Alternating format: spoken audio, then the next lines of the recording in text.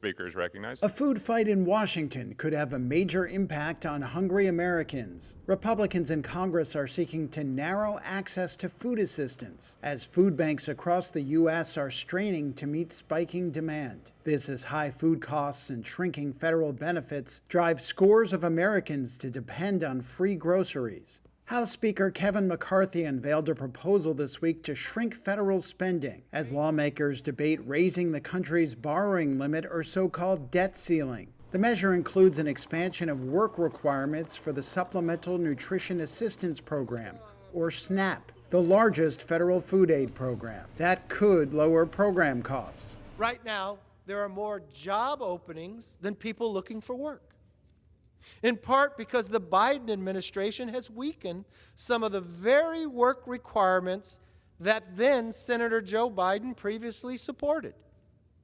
Our plan ensures adults without dependents earn a paycheck and learn new skills. President Joe Biden expressed his strong opposition to the broader proposal and the philosophy behind it. The minority of the party, I call the MAGA Republicans, control the party, and they're in Congress threatening to undo all the stuff that you've helped me get done. That's why I'm here today, because you and the American people should know about the competing economic visions of the country that are really at stake right now.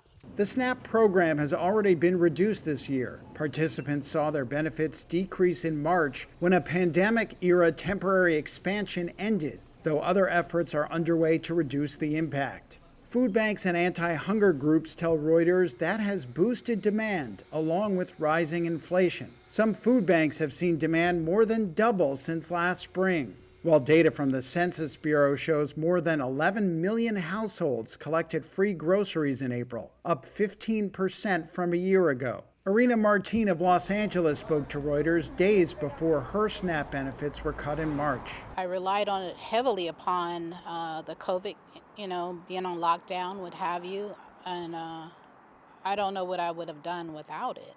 So even with that being said, them reducing the funds, it's just crazy. It's ludicrous.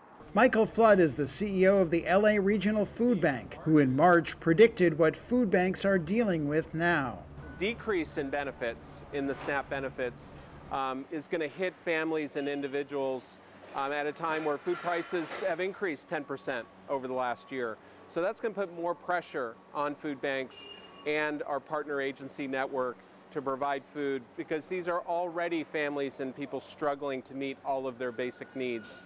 So we're kind of holding on for another increase in the demand for food. Biden had pledged to end hunger in the U.S. by 2030.